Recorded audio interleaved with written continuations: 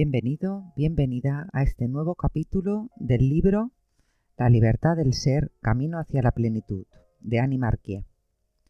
Hoy empezamos el capítulo 9, condiciones que facilitan la utilización de la mente superior o cómo utilizar dos momentos de poder. No resulta fácil evitar la trampa de la mente inferior, a causa de los muchos miles de años de costumbre y de la carga atractiva de las memorias. No obstante, una parte de la humanidad está ya preparada para que tenga lugar la transformación. Comprender con claridad los mecanismos de la consciencia facilita enormemente el trabajo interior, cualquiera que sea el enfoque utilizado. Lo ideal sería percibir siempre la realidad a través de la mente superior, pero los automatismos están anclados de tal forma en la conciencia personal y colectiva que muy a menudo reaccionamos en función de la mente inferior sin darnos siquiera cuenta. ¿Hemos de quedarnos ahí necesariamente? ¿O existe algún medio de alcanzar el estado de conciencia superior? Eso es lo que vamos a examinar ahora, las posibilidades de acceso a la mente superior. En el esquema relativo a la percepción de la realidad a través de la doble estructura del filtro mental, observamos que hay dos posibilidades de acceso a la mente superior, dos momentos de poder.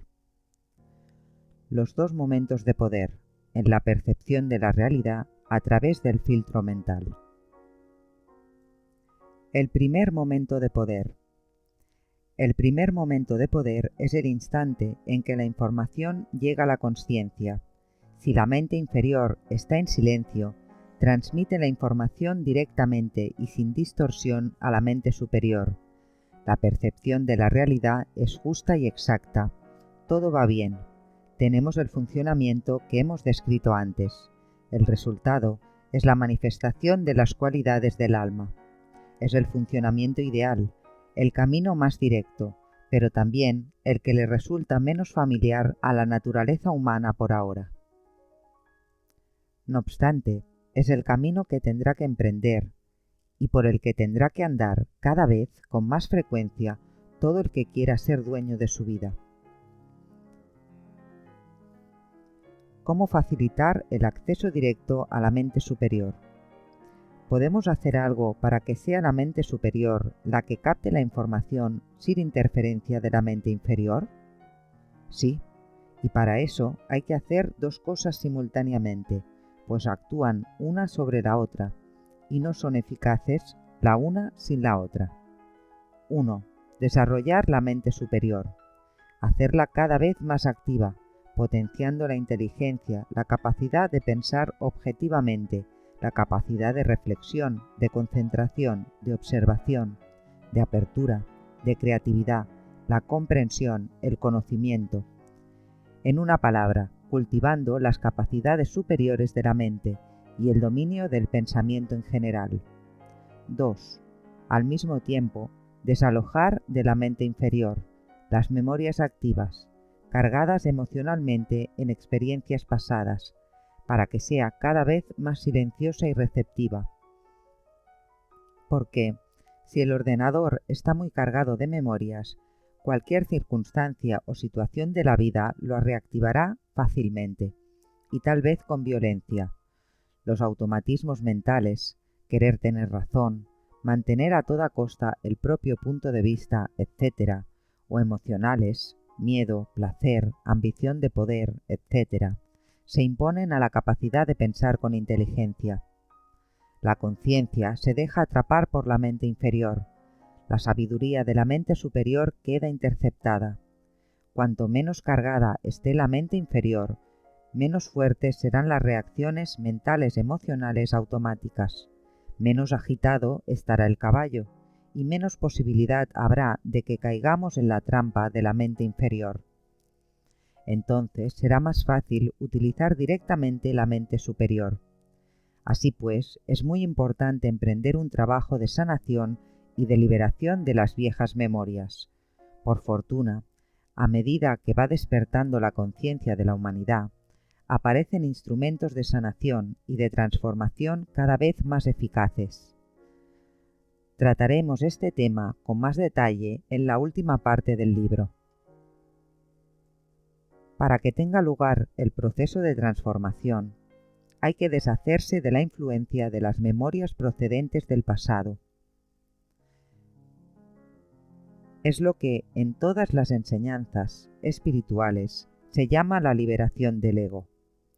Ahora podemos comprender mejor por qué esa liberación es de la mayor importancia para todo aquel que quiera encontrar el camino de su alma. La mayoría de nosotros todavía no ha adquirido suficiente dominio del ego como para que sea la mente superior la que dirija todas nuestras acciones. Nuestro inconsciente suele ser más rápido que nuestra voluntad consciente. La reactivación de las memorias es tan rápida e inconsciente que nos encontramos en la resistencia emocional o en el bloqueo mental, de un modo u otro en función de las estructuras, sin haber tenido tiempo de pensar en ello.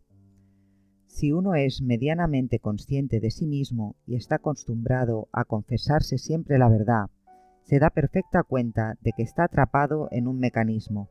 Reconoce de inmediato las señales que son, según los casos, tensión interna, desequilibrio energético, pérdida de energía o exceso de ella, estrés, desazón, ansiedad, etc. Y de forma general, una pérdida del bienestar y de la alegría de vivir, y una inestabilidad psicológica que entrañan muchas dificultades en todos los aspectos de la vida. Cuanto más evolucionado está un individuo, tanto más rápidamente se ve en un mecanismo.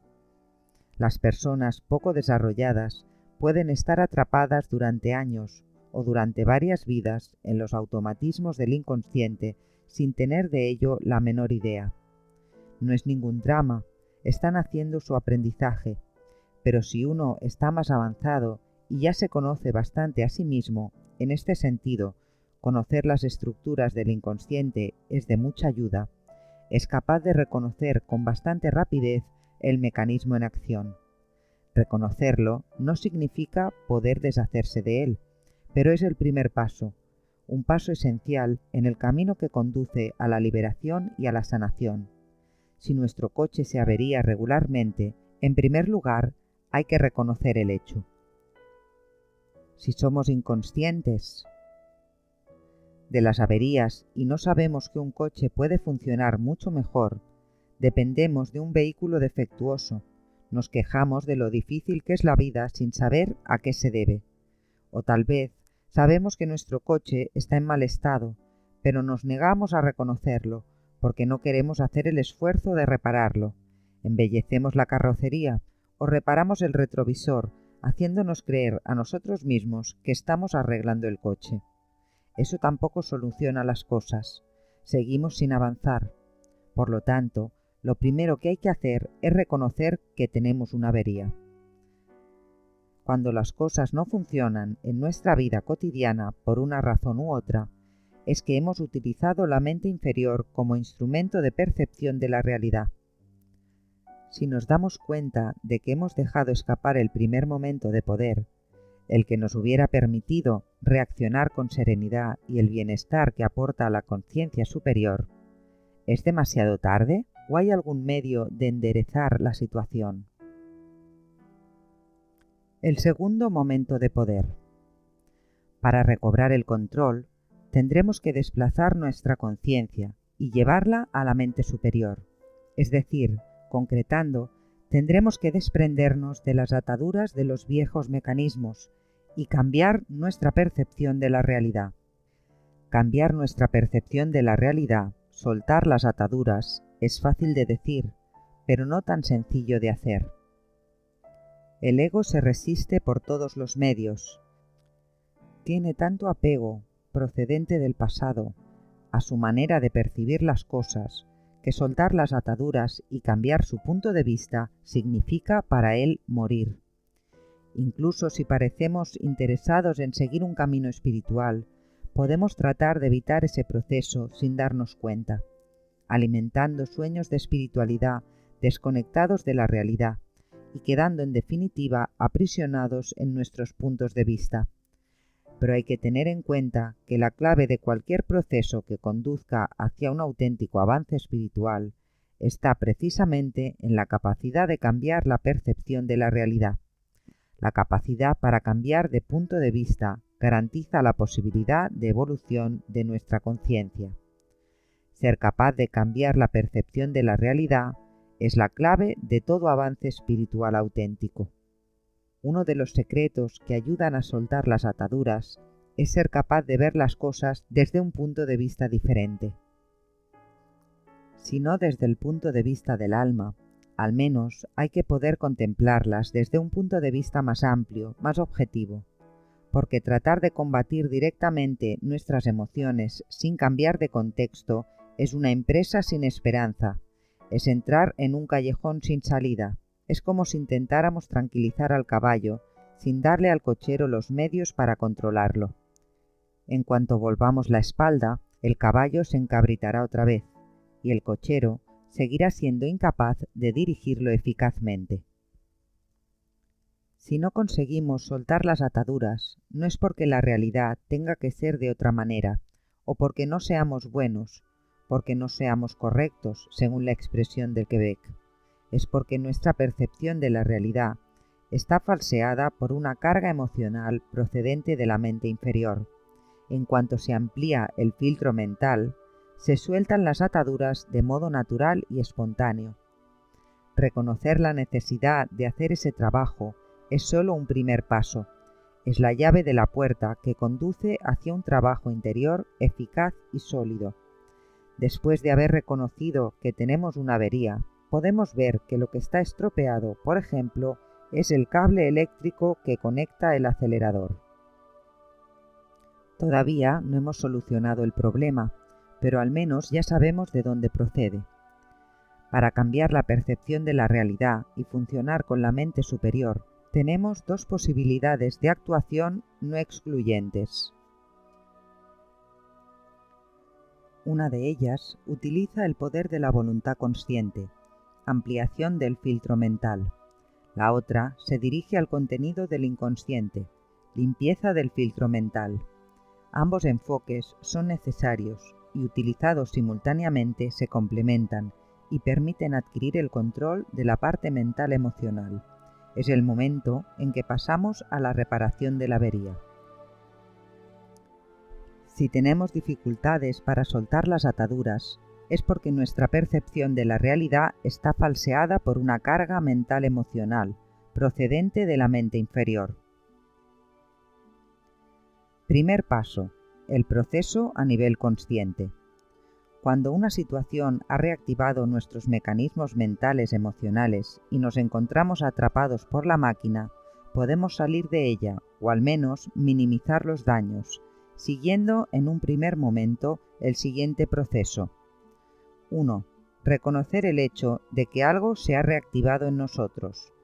Esto significa que uno es capaz de adoptar la posición de testigo, es decir, supone que ya ha adquirido un mínimo de conciencia de sí mismo y de autenticidad.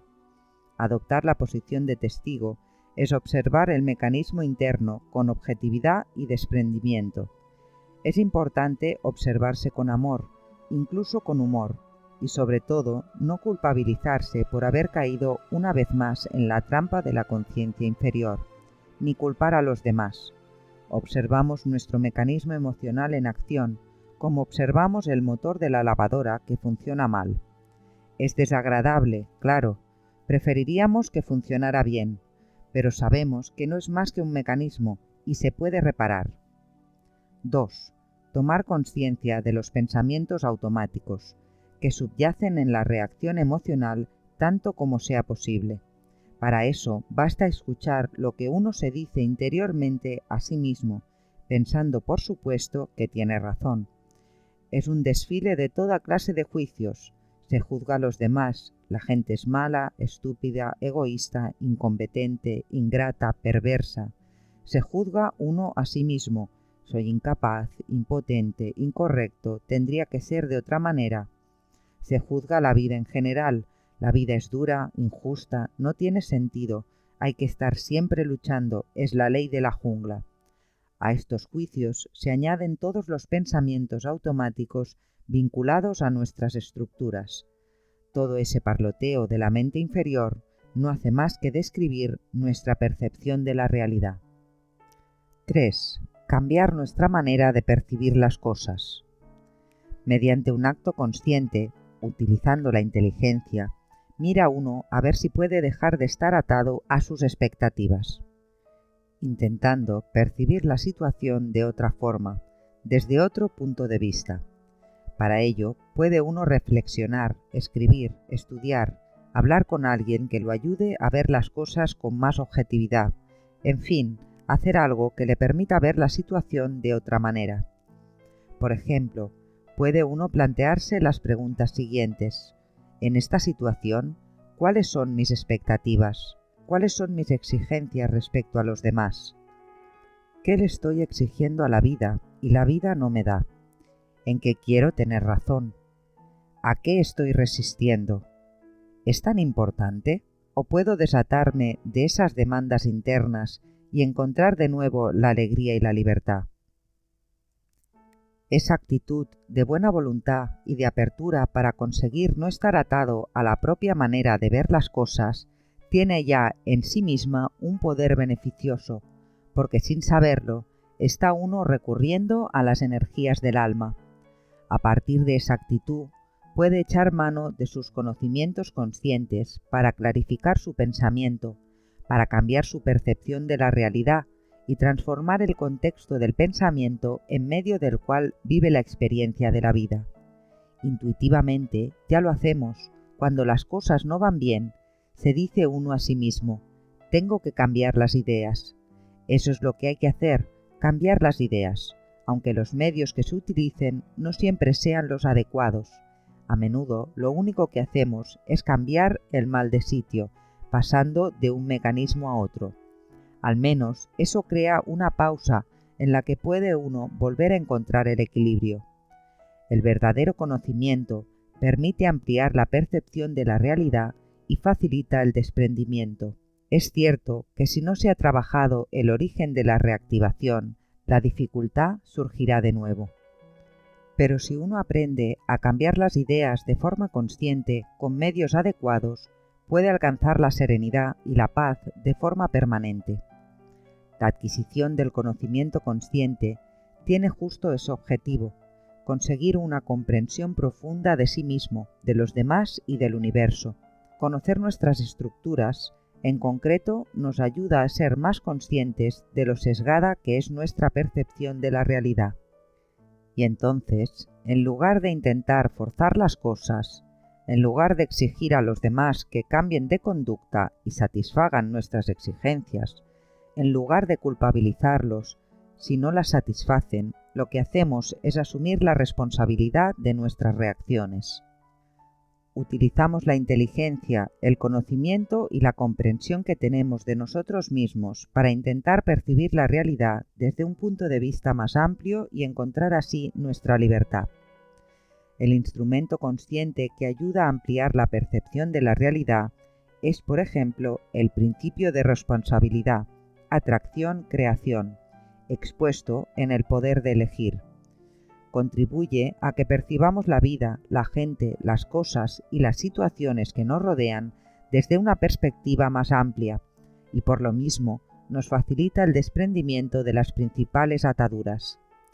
Si conseguimos cambiar las formas de percibir las situaciones que se nos presentan en la vida, si somos capaces de desprendernos de nuestras ataduras y de mirar las cosas con los ojos del alma, encontraremos la paz interior y la libertad. A veces, ese primer paso a nivel consciente es suficiente si el contacto con el alma está ya relativamente bien establecido, mente superior despierta, y si las memorias que reactivan la situación no tienen excesiva carga emocional. Es el caso de muchas situaciones cotidianas que salpican la vida de incesantes reactivaciones a propósito de acontecimientos que son, en definitiva, intrascendentes. El simple hecho de ser consciente, de ser testigo del mecanismo y de hacer algunos ejercicios para volver a encontrar el equilibrio, el buen humor ayuda mucho, permite encontrar la paz, la ligereza y la libertad interior, es decir, permite encontrar el propio poder. Cuanto más se acostumbra uno a hacer ese trabajo interior en las cosas pequeñas, más amplía el canal que lo vincula directamente con su consciencia superior. La vida cotidiana se convierte entonces en un auténtico campo de entrenamiento espiritual, que lo acerca cada vez más a la voluntad del alma. La trampa. Señalemos, sin embargo, que cuando uno intenta desprenderse de las ataduras mediante un simple acto de voluntad consciente, ha de estar muy vigilante para evitar caer en la trampa de la represión. Cuando uno reprime y niega sus emociones, no siente nada y puede entonces creer que ya no está atado, pero con eso no desactiva el mecanismo, sino que lo refuerza, y en el momento más inesperado le saltará a la cara con la misma intensidad. Algunas vías espirituales que se apoyan mucho en la fuerza de voluntad del discípulo pueden hacer caer en esa trampa. No basta un acto de voluntad para soltar las ataduras. Se sueltan mediante un acto consciente y, si es necesario, mediante un proceso de sanación y de liberación de las memorias. Es muy distinto. Si uno no es capaz de soltar las ataduras respecto a un deseo o a una necesidad, vale más que se diga a sí mismo la verdad, que tenga valor para hacer frente a su mecanismo emocional y que reconozca que tiene un trabajo por delante. Eso no resuelve la cuestión por el momento, pero abre el camino hacia un trabajo auténtico que tendrá que hacer en las profundidades del inconsciente. En efecto, hay algunos casos en los que, a pesar de la buena voluntad, a pesar del conocimiento que uno tiene de sí mismo, a pesar de una percepción consciente y amplia de las cosas, se siente uno aprisionado emocional o mentalmente. Se niega a soltar las ataduras. Está seguro de que tiene razón y de que su sufrimiento o su angustia vital están perfectamente justificados. Está seguro de que si las cosas no funcionan, se debe a los demás o a las circunstancias. Aunque uno sepa que su reacción procede de su estructura, es muy posible que no consiga serenar las emociones ni la mente, que se embalan a la par, o que se bloquee, o que se insensibilice. No se siente uno bien dentro de su piel, no sabe cómo encontrar la alegría de vivir, la apertura, la creatividad, la paz. Parece que tendría que cambiar la situación, pero la situación no cambia. No queda más remedio que sufrir, o bien puede dar el segundo paso para conseguir desatarse y facilitar el cambio de percepción de la realidad. Segundo paso: el proceso a nivel del inconsciente. Si a pesar de nuestras buenas intenciones, de los esfuerzos conscientes, no podemos en modo alguno soltar las ataduras, es porque la voluntad del inconsciente es más fuerte que la voluntad consciente. Estamos ante una memoria tan cargada que no podemos paralizarla por un simple acto de voluntad. Cuando tenemos la impresión de que algo más fuerte que nosotros, sea a nivel mental, sea a nivel emocional, nos hace perder la alegría y la serenidad, es que ha sido reactivada una fuerte memoria del pasado. En ese caso, tendremos que reconocer que estamos aprisionados por un mecanismo inconsciente alojado en alguna parte de nuestro ordenador, un mecanismo que condiciona nuestra percepción de las cosas y, por lo tanto, nuestra reacción. Lo que nos impide soltar las ataduras es la fuerza de lo que llevamos grabado en el inconsciente, de modo que, cuanto más libre esté el ordenador de las memorias del pasado, menos nos costará aceptar la realidad tal como es, y por lo tanto, más fácil nos resultará vivir a nivel de la mente superior. Se trata, pues, de ponerse manos a la obra y hacer limpieza en el inconsciente para poder llevar a la práctica diaria la dinámica de la mente superior e integrarla en la vida cotidiana. Es evidente que no se puede hacer ese trabajo de repente, en el momento mismo de la reactivación.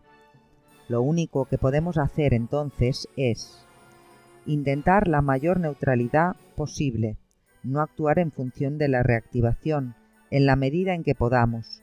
El cochero retiene al caballo y le impide que se ponga a correr de cualquier forma. Y encontrar un medio o un método de trabajo interior que nos permita liberar el inconsciente de esa carga. Es entonces cuando hemos de atrevernos a afrontar nuestra sombra, las partes inconscientes de la mente automática que dirigen nuestra vida. Como ya hemos clarificado el mecanismo del inconsciente a lo largo de los capítulos precedentes, ahora comprendemos mejor por qué nos resulta tan difícil el desprendimiento. Muchos de nosotros no tenemos mala voluntad. Lo que tenemos son siglos de historia y de sufrimiento que hay que sanar para liberar a la personalidad. La sanación abrirá el camino hacia la liberación del ego, es decir, nos llevará a soltar las ataduras con toda naturalidad, sin necesidad de forzar las cosas.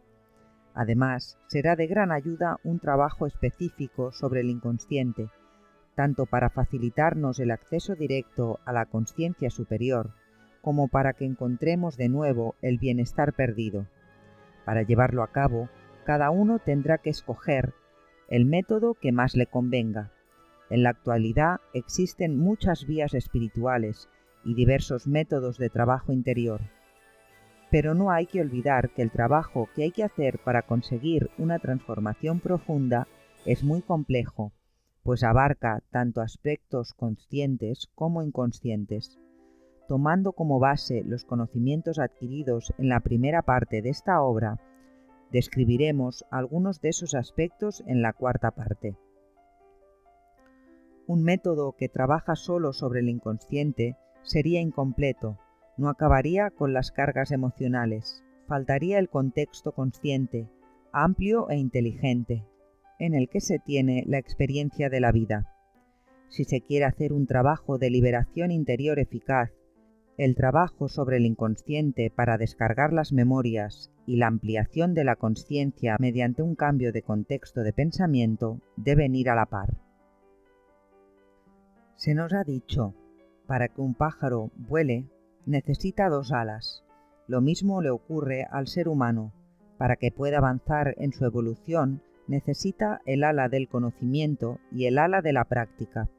La práctica es el dominio del ego en la vida cotidiana, es el control concreto del inconsciente. Un relato. Ilustraremos los 2 posibles caminos de la conciencia mediante el relato siguiente. Una gran compañía decide trasladar a otro lugar las oficinas que tiene en una capital de provincia, lo que implica que va a dejar sin trabajo a cierto número de empleados. ¿Cómo van a recibir la información?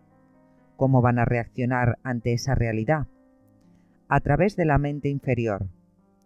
Denis está empleado en la compañía desde hace 5 años y disfruta en ella de muchas ventajas. Se siente a gusto en su trabajo y ha demostrado que lo hace bien. Pensando que tenía asegurada su posición para mucho tiempo, acaba de dejar un barrio de la ciudad que le gustaba mucho y se ha comprado una casa bastante más cerca del trabajo, para poder ir y volver con más facilidad. Además, quería estar mejor instalado para recibir a su nueva amiga, con la que contempla la posibilidad de establecer una relación profunda y duradera. Una mañana, al llegar a la oficina, recibe la mala noticia. Su contrato se termina al final del año. La realidad no corresponde a lo que él desea, y lo percibe a través de su mente inferior. Está muy disgustado. ¿Cómo se atreven a hacerle eso a él, que sirve fielmente a la compañía desde hace 5 años? Los jefes son unos egoístas y unos ingratos. Durante los 3 meses que todavía ha de trabajar allí, está de muy mal humor y es desagradable con todo el mundo. A la cólera se añade un gran sentimiento de inseguridad. ¿Cómo va a hacer frente a los plazos de la casa? Apenas duerme por la noche y siente contra todo el mundo un profundo rencor. Está persuadido de que no encontrará fácilmente otro empleo, porque las condiciones económicas son muy malas. Se encuentra en una situación horrorosa. A su nueva amiga, que está viviendo con él, desde hace poco no le agrada en absoluto su mal humor, y se lo dice sin ambajes. Pero él le responde que ella no tiene corazón. ¿Cómo no comprende su situación? Verdaderamente, el mundo no es bueno. Transcurridos los 3 meses de preaviso, Dennis no ha encontrado todavía un nuevo empleo, y su nueva amiga, cansada de su actitud negativa, ha levantado el vuelo. Se encuentra solo, sin trabajo, con dolores de estómago. La vida es dura. Dennis se ha dejado atrapar por la estructura Maso. Resiste, sufre, ha perdido su poder. A través de la mente superior. André, al que también rescinden el contrato, tiene una reacción muy distinta, aunque se encuentra en una situación tan difícil como la de Dennis, por no decir peor, porque tiene varios hijos. Pasado el primer momento de decepción, es capaz de utilizar el primer momento de poder. Acepta la realidad y pasa serena pero firmemente a la acción. Solicita una entrevista con su jefe para tener más información. Este le explica la situación y André comprende que en efecto no existe para él ninguna posibilidad de seguir trabajando en aquellas circunstancias. Sin embargo, permanece tranquilo y equilibrado.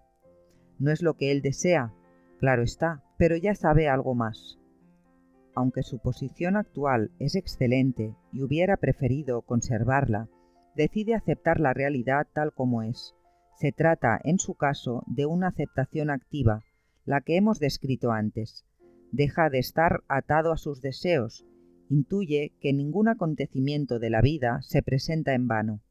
Sabe muy bien que en su campo no es fácil encontrar trabajo, pero no deja que se encabrite su caballo. Mantiene una actitud confiada y empieza a ponerse en contacto con otras compañías. Se entrevista con muchas personas. La búsqueda de un nuevo empleo lo estimula y al final la perspectiva de un cambio le agrada. No es su mente inferior la que dirige su vida, por supuesto. Conserva el buen humor y continúa trabajando con eficacia durante los 3 meses que faltan hasta que se expire su contrato.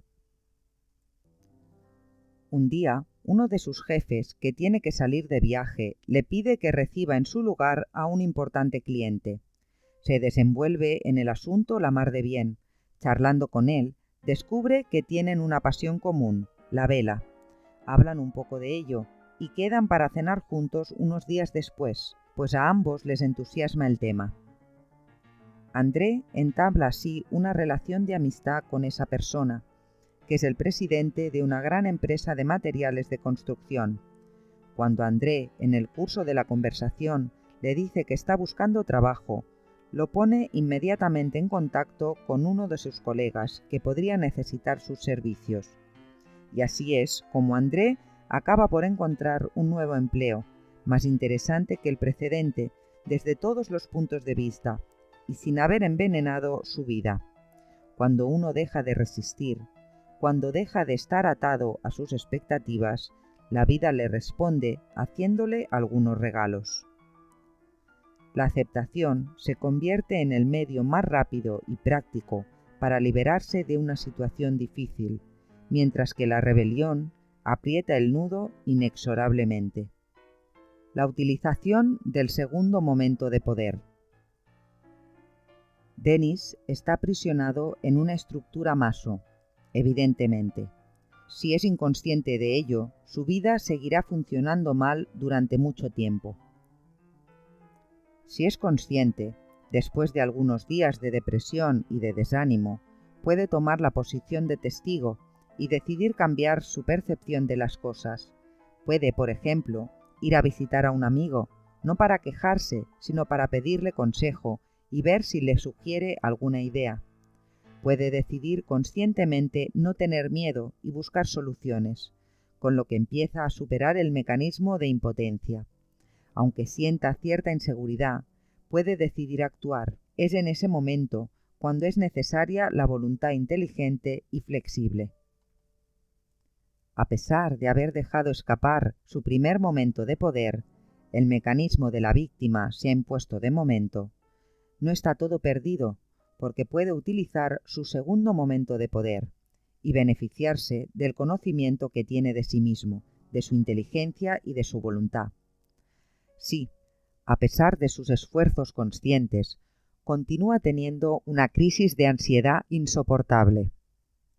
Es que se ha activado una memoria pasada, añadiendo una fuerte carga emocional a la experiencia presente.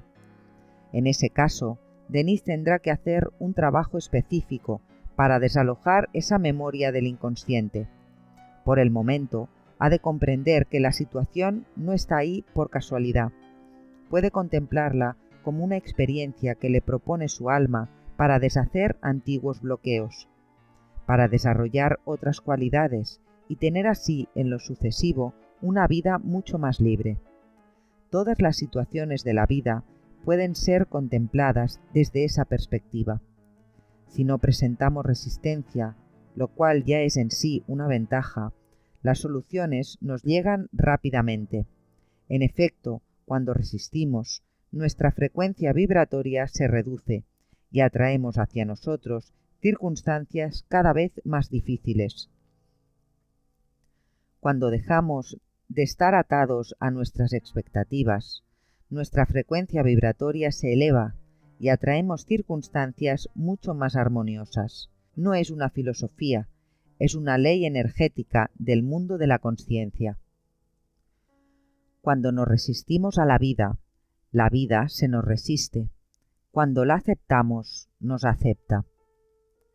Cuando uno ha adquirido la capacidad de vivir con la mente superior, tiene abiertas las puertas a la riqueza del alma y a su plena realización en la materia, es decir, en la vida de cada día. ¿Qué ocurre en lo cotidiano cuando utilizamos nuestros momentos de poder y aprendemos la realidad con la consciencia del alma a través de la mente superior? Y hasta aquí el capítulo 9 del libro La libertad del ser, el camino hacia la plenitud, de Annie Marquier. Deseo de corazón que te haya gustado este capítulo. Gracias por compartir tu tiempo conmigo. Si te ha gustado el vídeo, te animo a darle un me gusta, a compartirlo con las personas a las que creas que les puede ser útil, a comentarlo si te apetece compartir conmigo tus reflexiones y tus pensamientos. Y si aún no lo has hecho, te animo a suscribirte al canal para así poder seguir creciendo y llegando a más personas. Gracias de nuevo por compartir tu tiempo conmigo y nos vemos en el próximo capítulo.